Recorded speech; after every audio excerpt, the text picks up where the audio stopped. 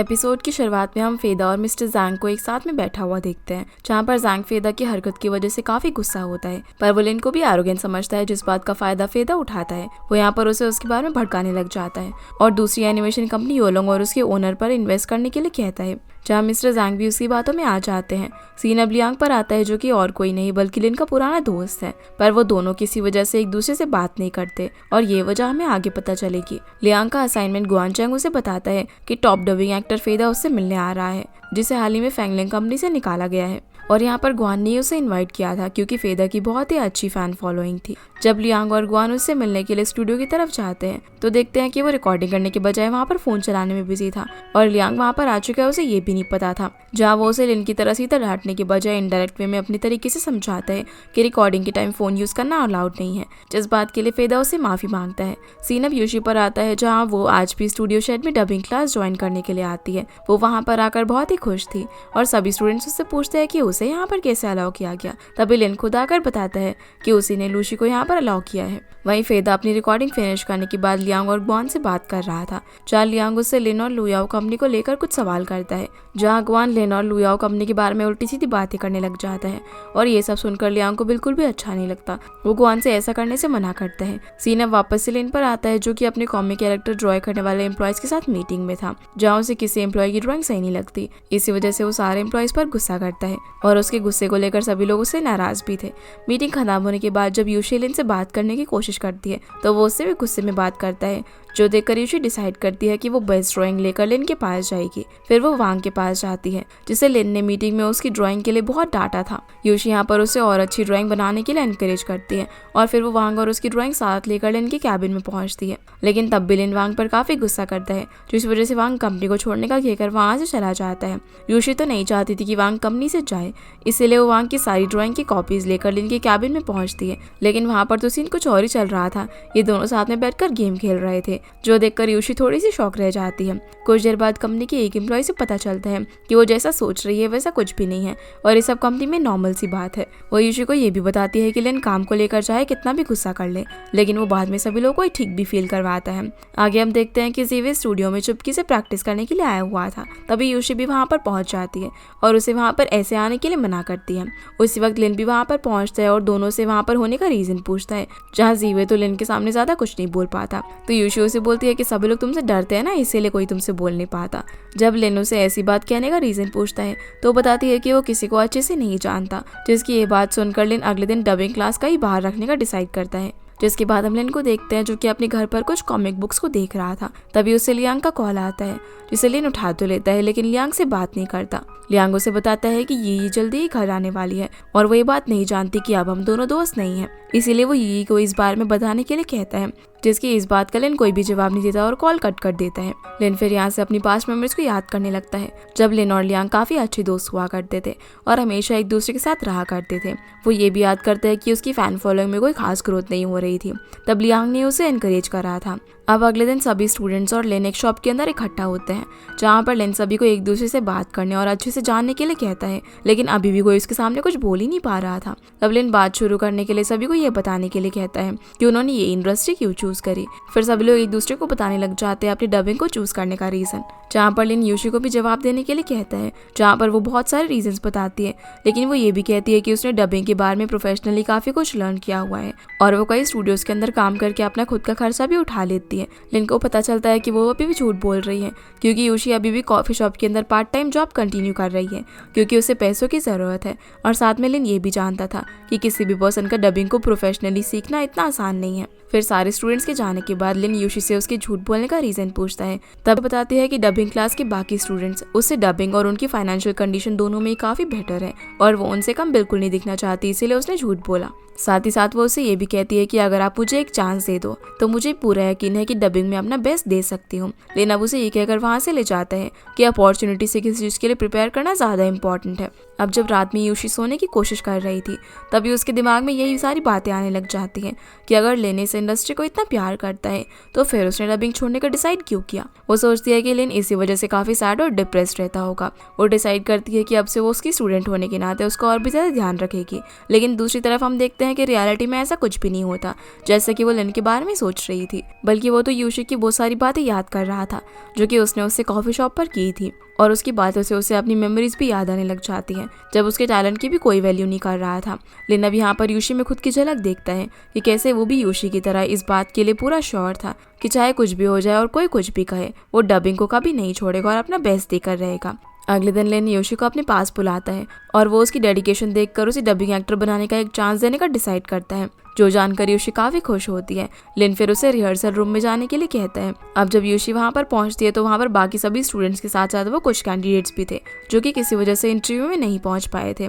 फिर लिन और टीचर विक्की वहाँ पर प्रोजेक्ट के 7 रोल्स के लिए वॉइस एक्टर सिलेक्ट करने का अनाउंसमेंट करते हैं और इसके लिए सारे स्टूडेंट्स को प्रिपेयर करने के लिए कहा जाता है। फिर टीचर विक्की जुनरान और यूशी को एक स्क्रिप्ट प्ले करने के लिए कहती है जिसमें यूशी को मदर का रोल प्ले करना था, जो कि अपने बच्चे के लिए बहुत ही सैड थी। अब यूशी अपनी परफॉर्मेंस में सैड फीलिंग नहीं ला पा रही थी, जिस वजह से टीचर विक्की उसे फिर से प्रिपेयर करने के लिए बोलती है। तो यूशी अपनी परफॉर्मेंस को लेकर थोड़ी सी अपसेट हो जाती है क्योंकि उसे नहीं लग रहा था कि उसकी परफॉर्मेंस बिल्कुल भी अच्छी होगी। सीन अब जुनरान और उसके भाई पर आता है जहाँ वो किसी होटल में बैठकर बात कर रहे थे। जुनरान का भाई उसे एक गिफ्ट देता है जो कि उसके डैड ने ही भेजा था, क्योंकि उसके डैड नहीं चाहते थे कि जुनरान उनके बर्थडे पर सबके सामने कोई नॉर्मल सा गिफ्ट दे, जो बात उसको बिल्कुल भी अच्छी नहीं लगती। उसके डैड और उसका भाई उसे कहते हैं कि अगर तुम अपनी जॉब को लेकर खुश नहीं हो तो तुम फिर से घर का बिजनेस ज्वाइन कर सकते हो। तभी हम देखते हैं कि जाओ भी वहाँ पर किसी मीटिंग के सिलसिले में आई हुई थी, जो कि उन लोगों की बातों को सुन लेती है। और जुनरान के डैड की नज़रों में एनिमेशन इंडस्ट्री की कोई खास वैल्यू नहीं थी, जो बात जाओ को बिल्कुल भी अच्छी नहीं लगती। इसलिए वो जुनरान के भाई को कंट्री में एनिमेशन इंडस्ट्री की करंट ग्रोथ के बारे में बताती है।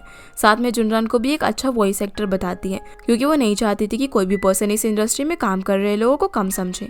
अब जब जाओ वहाँ से जाने लगती है तो जुनरान भी उसके पीछे पीछे जाता है और जाओ को उसकी तारीफ करने के लिए थैंक्स बोलता है, लेकिन वो हमेशा की तरह उसे इग्नोर करके वहाँ से चली जाती है। सीन अब यूशी पर आता है जहाँ वो जबरदस्ती सैड होने की प्रैक्टिस कर रही थी। तभी लिन उसे समझाता है कि डबिंग में रियल फीलिंग्स का यूज करना होता है, पर यहाँ पर उसे उसकी बात कुछ खास समझ में नहीं आती। वो अपने फोन में सैड कैसे रहे इस बारे में सर्च कर रही थी, जहाँ उसे सजेस्ट मिलता है कि अगर हमें किसी चीज़ को अवॉइड करें या फिर सैक्रिफाइस करें तो हम सैड फील करने लगते हैं। और इस चक्कर में यूशी अपना खाना छोड़ने का डिसाइड करती है। वो पूरा दिन कुछ भी नहीं खाती है। सीन अब लिन पर आता है जो कि अपने घर पर रोज की तरह स्केच ड्रॉ करने की कोशिश कर रहा था। तभी उसे यूशी का मैसेज आता है जहाँ वो उससे पूछती है कि क्या उसकी लाइफ में कभी ऐसा हुआ है जिससे वो काफी सैड हुआ हो। जिसका ये मैसेज पढ़कर वो अपने पास्ट के इंसिडेंट को याद करने लगता है, जहाँ टेबल पर कुछ रिपोर्ट्स रखी हुई थी और लिन एक डॉक्टर के साथ बैठा हुआ था, जो सब कुछ याद करके वो थोड़ा बेचैन हो जाता है। और वो यूशी के इस मैसेज का कोई भी जवाब नहीं देता, बस उसे गुड नाइट का मैसेज सेंड कर देता है। अगले दिन अब सारे स्टूडेंट्स रिहर्सल रूम में अपने टेस्ट के लिए प्रिपेयर कर रहे थे और जब टेस्ट शुरू होता है तो यूशी अपने ग्रुप के साथ स्टूडियो में डबिंग करने के लिए जाती है, जहाँ वो डबिंग करने से पहले ही बेहोश होकर गिर जाती है। और जब लिन को पता चलता है कि यूशी ने सैड रहने के लिए खुद को भूखा रखा तो वो उसे ऐसा करने के लिए बहुत ही डांटने लगता है। वो उसे फिर अच्छे से समझाता है कि कैसे वो अपने रोल के लिए लाइव कैरेक्टर को मानकर एक बेटर वे में परफॉर्म कर सकती है। साथ ही साथ वो उसे यहाँ पर एक और चांस देने के लिए भी रेडी हो जाता है। यूशी फिर अपनी लाइफ का एक बुरा इंसिडेंट याद करते हुए रिहर्सल रूम में टेस्ट देने के लिए पहुंचती है। लिन भी ऑलरेडी वहाँ पर मौजूद था और इस बार जब यूशी मदर का रोल डब करना शुरू करती है तो डब करते करते वो रोना शुरू कर देती है, जहाँ टेस्ट कंप्लीट होते ही वो ऑफिस से रोते हुए चली जाती है और पास में इसी साइड पर जाकर एक बेंच पर बैठकर रोने लगती है। उसे देखकर लिन भी वहाँ पर आ जाता है। तब यूशी उसे बताती है कि आज ही के दिन उसकी मदर की मौत हुई थी और वो उस वक्त काफ़ी छोटी थी। लिन यहाँ पर उसे कंसोल करता है, साथ ही उसकी परफॉर्मेंस के लिए कॉम्प्लीमेंट भी करता है। वो उसे समझाता है कि एक अच्छा डबिंग एक्टर होने के लिए आपको क्विकली हर रोल को प्ले करना आना चाहिए और सेम लाइफ के अंदर भी हमें जल्दी जल्दी रोल प्ले करना पड़ता है। जो बात उसे बताते ही लिन अपने पास की बातें याद करने लग जाता है। जब डॉक्टर उसे बताते हैं कि उसे किसी टाइप का कैंसर हो गया है जो कि पहली स्टेज पर है, वो उसे जल्दी सर्जरी करवाने के लिए कह देते हैं। साथ ही वो उसे ये भी बताते हैं कि वो फ्यूचर में अपनी वोकल कॉर्ड्स को यूज़ नहीं कर पाएगा और उसे कुछ न्यू प्रोनाउंसिएशन टेक्निक भी सीखनी पड़ेगी। साथ ही वो उसे ये भी बता देते हैं अगर वो सर्जरी नहीं कराता तब भी उसकी वोकल कॉर्ड्स पूरी तरीके से डिस्ट्रॉय हो जाएंगे और वो अपनी आवाज़ डबिंग में फिर से यूज़ नहीं कर पाएगा। इसलिए वो उसे अपनी लाइफ और वॉइस में से एक इंपॉर्टेंट चीज़ को चूज़ करने के लिए कहते हैं, जहाँ में ये तो पता चल जाता है कि वो अपनी वॉइस के बदले लाइफ को चूज़ करता है। इसी वजह से शायद उसने डबिंग इंडस्ट्री छोड़ दी। सीन अब दोबारा से रिहर्सल रूम में आता है, जहाँ पर लिन और टीचर विकी सभी सिलेक्टेड स्टूडेंट्स का नाम अनाउंस करते हैं, जिसमें यूशी भी सिलेक्टेड थी। जो स्टूडेंट्स पहले से सिलेक्टेड थे वो भी इस बार फिर से सिलेक्ट हो जाते हैं और उनके साथ एक न्यू स्टूडेंट शाओबाई भी ऐड हो जाता है। रिजल्ट अनाउंस होने के बाद सारे स्टूडेंट्स खुशी के मारे उछलने लग जाते हैं और लिन भी उन्हें इस तरह देखकर काफी खुश होता है। जिसके बाद हम यूशी को देखते हैं जो कि कॉफी शॉप में बैठकर डोनेशन बॉक्स के पैसे काउंट कर रही थी। वो और शाओटन यहाँ पर डिस्कस करते हैं कि इस बार बच्चों के लिए क्या किया जाए। तभी यूशी को बात याद आती है जब लिन बाकी स्टूडेंट्स को कॉफी शॉप पर लेकर आया था, तब उसने भी डोनेशन बॉक्स में काफी सारे पैसे डाले थे। सीन अब लिन पर आता है जहाँ उसे यूशी मैसेज करके पूछती है कि उसने इतने सारे पैसे डोनेशन बॉक्स के अंदर क्यों डाले थे। वो उससे पूछती है कि क्या वो उन बच्चों को देखना चाहता है। अगले दिन लिन हैप्पीनेस स्कूल पहुंचता है, तभी उसे वहाँ की प्रेसिडेंट वांग मिलती है जो उसे बताती है कि बच्चे उसे बहुत याद करते हैं क्योंकि लिन वहाँ पर पहले बच्चों की मदद करने और उनसे मिलने के लिए आया करता था। वो यहाँ पर उसे यूशी के बारे में भी बताती है। तभी उसे पता चलता है कि वो दोनों एक दूसरे को पहले से ही जानते हैं। साथ ही साथ वो उसे ये भी बताती है कि यूशी अक्सर बच्चों के लिए रेडियो रूम के अंदर कुछ स्टोरीज वगैरह भी रिकॉर्ड करती है और उस वक्त भी वो वहाँ पर रिकॉर्डिंग ही कर रही थी। इसलिए लिन भी रिकॉर्डिंग रूम में पहुंच जाता है जहाँ वो देखता है कि यूशी को बच्चों ने काफी सारे गिफ्ट्स दिए थे। रिकॉर्डिंग खत्म होने के बाद लिन यूशी को घर तक छोड़ने के लिए जाता है, जहाँ वो रास्ते में यूशी को पूछता है कि वो लगातार 6 सालों से इन बच्चों से क्यों मिलती आ रही है। तो यूशी बताती है कि वो पहले लिन से मिलने के लिए बहाने ही वहाँ पर पहुंची थी, लेकिन बाद में उसे उन बच्चों के साथ अच्छा लगा और उनकी हेल्प करने से उसे काफ़ी खुशी मिलती है। ये दोनों अब बातें करते करते घर तक पहुंच जाते हैं, जहाँ लिन भी यूशी का सामान रखने के लिए उसके घर में जाता है। तभी पड़ोस की आंटी लिन को देख लेती है। अब जब लिन सामान रखकर जा ही रहा था तभी वो आंटी उसे रोक लेती है और उसे वहाँ से जाने नहीं देती। उन्हें लगता है कि लिन यूशी का बॉयफ्रेंड है। वो लिन को बताती है कि कैसे यूशी माई नाम की पर्सन के पीछे रो रही थी क्योंकि वो माई को यूशी का एक्स मानती थी। जो सब सुनकर लिन और यूशी दोनों ही काफ़ी ऑकवर्ड फील कर रहे थे। फिर वो जैसे तैसे करके आंटी को वहाँ से भेज देती है और लिन को आंटी की बातें छूटी ना लगे, इसलिए यूशी उसे अपना बनाया हुआ माई का कलेक्शन दिखाती है, जो देखकर लिन काफ़ी हैरान हो जाता है। यूशी उससे बोलती है कि वो उसे ऑफिशियल सेरेमनी रखकर उसे उसका स्टूडेंट बनाने के लिए कहती है, पर लिन उसे ये सारी फॉर्मेलिटीज करने से मना करता है और उसे बस उसके लिए चाय बनाने को बोलता है। तो यूशी उसके लिए चाय बनाने लगती है और लिन उसका घर देखता है। लिन को वहाँ पर कुछ टेप्स नजर आती है और जब वो उनमें से एक टेप को सुनने लगता है, जैसे यूशी उसे देखती है तो वो उसे रोकने की कोशिश करती है क्योंकि वो टेप रिकॉर्डर बहुत ही पुराना था और टेप की रील उसमें उलझ जाती है। सीन अब जुनरान की डैड की बर्थडे पार्टी पर आता है, जहाँ पर जुनरान भी अपने डैड के लिए वहाँ पर एक गिफ्ट लेकर पहुँच गया था और वो सभी रिलेटिव्स के सामने गिफ्ट ओपन करने के लिए कहता है। इसलिए उसके डैड भी गिफ्ट ओपन करने लगते हैं क्योंकि उन्हें लगता है कि जुनरान ने वही गिफ्ट दिया होगा जो कि उन्होंने आज उसे सुबह दिया था। पर वो अपने डैड को छुड़ाने का मौका बिल्कुल भी नहीं छोड़ता। जैसे ही उसकी डैड गिफ्ट ओपन करके देखते हैं तो उसमें एक ओल्ड कॉमिक कैरेक्टर का स्कल्पचर निकलता है, जिसे देखकर जुनरान की डैड काफ़ी अपसेट हो जाते हैं। दूसरी तरफ जाओ मिस्टर जैंग और बाकी इन्वेस्टर्स के साथ एक होटल में मीटिंग कर रही थी। मिस्टर जैंग अब यहाँ पर उसे इनडायरेक्टली टच करने की कोशिश करते हैं, पर वो उसे इग्नोर कर देती है। जाओ फिर सभी इन्वेस्टर्स को लुयाओ कंपनी का सपोर्ट करने के लिए थैंक्स बोल के अपनी ड्रिंक पीने लगती है। तो मिस्टर जैंग उसे चैलेंज देते हैं कि अगर वो एक एक्स्ट्रा ड्रिंक पी लेगी तो वो कंपनी को एक्स्ट्रा पैसे देंगे, जहाँ पर जाओ उनका ये चैलेंज एक्सेप्ट कर लेती है। सीन अब दोबारा से लिन पर आता है जो कि रिकॉर्डर में फंसी हुई टेप को निकालने की कोशिश कर रहा था। तभी वहाँ पर शाओटन पहुँच जाता है और योशी उन दोनों को एक दूसरे से इंट्रोड्यूस करवाती है। शाओटन भी अब यहाँ पर बातों बातों में योशी के सामने कंपनी से फायर ना होने के लिए बनाए गए सारे प्लान्स की पोल खोल देता है, जो सारी बातें सुनकर लिन बिना चाय पिए ही वहाँ से जाने लगता है। तो योशी उसके पीछे पीछे जाती है। लिन उसे बोलता है कि वो उसे अपना स्टूडेंट बना चुका है, जो सुनकर वो काफ़ी ज़्यादा खुश हो जाती है। दूसरी तरफ जाओ और बाकी सारे इन्वेस्टर्स बहुत ज़्यादा ड्रिंक करके अनकॉन्शियस हो चुके थे। जाओ जैसे तैसे करके अब यहाँ से घर जाने के लिए निकलती है। तभी उसे जुनरान वहाँ पर देख लेता है क्योंकि उसके डैड की बर्थडे पार्टी भी इसी होटल में थी। जाओ की हालत देखकर वो उसे उसके घर तक छोड़ने के लिए जाता है और जब वो उसे घर छोड़ता है तो जाओ की तबीयत काफ़ी बिगड़ जाती है, वो वॉमिटिंग करने लगती है। इसलिए जुनरान वहीं पर रुकने का डिसाइड करता है। अगले दिन जब जाओ नींद से उठती है तो उसे पता चलता है कि जुनरान भी उसके साथ उसी के बेड पर सोया हुआ था, जिस वजह से वो उस पर काफ़ी गुस्सा करती है, पर वो उसे यहाँ पर छेड़ने लग जाता है। तो जाओ से ये बात किसी को बताने से मना करती है। जिसके बाद ऑफिस में लिन योशी को ऑफिशियली डबिंग क्लासेस का स्टूडेंट बना देता है, जहाँ योशी उससे पूछती है कि क्या वो किसी लूसी फिश नाम की इंटरनेट फ्रेंड को जानता है, जिसे उसने काफ़ी टाइम पहले फ्रेंड लिस्ट के अंदर ऐड किया था और उसे डबिंग भी सिखाई थी, क्योंकि ये आईडी योशी की ही थी। पर लिन को इस बार में कुछ भी याद नहीं था। लिन अब सारे स्टूडेंट्स को डबिंग की प्रैक्टिस करवा रहा था, लेकिन कोई भी स्टूडेंट सही से डबिंग नहीं कर रहा था। इसलिए वो उन सभी को सी साइड पर लेकर जाता है और वहाँ पर दूसरे लोगों के सामने जोर जोर से डायलॉग्स बोलने के लिए कहता है, ताकि उनके अंदर की हेजिटेशन खत्म हो सके। अब वो रोज सभी स्टूडेंट्स को काफ़ी ज़्यादा प्रैक्टिस करवाता है, जिससे कि उनकी डबिंग में इम्प्रूवमेंट हो। एक दिन जब ऐसे ही सारे स्टूडेंट्स सी साइड पर अपनी प्रैक्टिस कर रहे थे, तभी वहाँ पर एक कार आकर रुकती है, जिसमें से एक लड़की नीचे उतरती है। जहाँ सारे स्टूडेंट्स उसे देखने लग जाते हैं और जब वो उसे पूछते हैं कि वो कौन है तो वो उस लड़की की आवाज़ सुनकर वो सभी लोग शॉक हो जाते हैं क्योंकि उसकी आवाज़ बहुत ही अच्छी थी। वो उन सभी को बताती है कि वो फेमस डबिंग एक्ट्रेस यी है जो कि लियांग की सिस्टर होती है। यी अब लियांग से मिलने के लिए उसके ऑफिस में पहुंचती है जहाँ वो उसे लिन के बारे में पूछती है।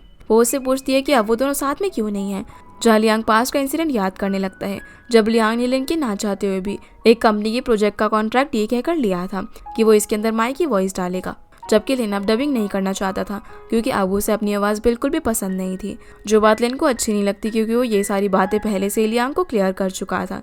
इसी वजह से लिन कंपनी छोड़कर चला जाता है क्योंकि उसे लगता है कि लियांग और उसके आइडियाज अब मैच नहीं करते। यही भी अब लिन से मिलने के लिए लुयाओ कंपनी में पहुंचती है और यहाँ वो उन दोनों को फिर से पहले जैसे फ्रेंड्स बनने के लिए कहती है, लेकिन लिन उसकी बात नहीं मानता। जहाँ ये उससे पूछती है कि क्या वो लुयाओ कंपनी ज्वाइन कर ले, जिसकी ये बात लिन मान जाता है। अब सारे स्टूडेंट्स और ये स्टूडियो में अपने अपने रोल्स की प्रैक्टिस करने के लिए पहुंच जाते हैं। जहाँ रिहर्सल खत्म होने के बाद लिन ये की डबिंग की तारीफ करता है और इसे इस प्रोजेक्ट का एक रोल देकर टीम का पार्ट बनाने का अनाउंस करता है। जहाँ टीचर विक्की लूसी का रोल किसी और को दे देती है, जिस वजह से वो बहुत ज़्यादा अपसेट हो जाती है। फिर वो लिन के पास जाकर पूछती है कि टैलेंट और हार्डवर्क दोनों में से क्या ज़्यादा इंपॉर्टेंट है, पर लिन उसे बाद में जवाब देने का कहकर वहाँ से चला जाता है। लिन अब किसी काम के सिलसिले में अपने ऑफिस के बाहर आया हुआ था, जहाँ रास्ते में वो लूसी के इस सवाल को याद करता है। तभी वो अपने पास का इंसिडेंट याद करता है जब उसकी लाइफ में बिल्कुल ऐसा ही फेस चल रहा था। तब उसके वर्ड्स ये होते थे कि मैं टैलेंट पर नहीं बल्कि हार्डवर्क पर रिलाय करता हूँ। लेन अब जैसे ऑफिस पहुंचता है तो देखता है कि यूशी वहां पर अकेले बैठकर ये के डबिंग प्रोजेक्ट की रिकॉर्डिंग सुन रही थी।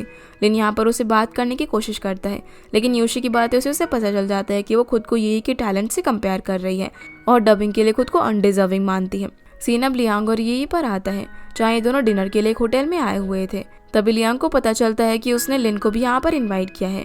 अब ये दोनों लिन का इंतजार कर रहे थे। तभी यही बातों बातों में उसे बोल देती है कि वो लिन को पसंद करती है और इसी के साथ ये एपिसोड यहीं पर खत्म हो जाता है। तो गाइस ये थी आज की वीडियो एंड आई होप आप लोग को ये वीडियो पसंद आई होगी, तो इस वीडियो को लाइक कर चैनल को सब्सक्राइब जरूर कीजिएगा। आपसे फिर मिलते हैं अगले एपिसोड में, तब तक के लिए गुड बाय।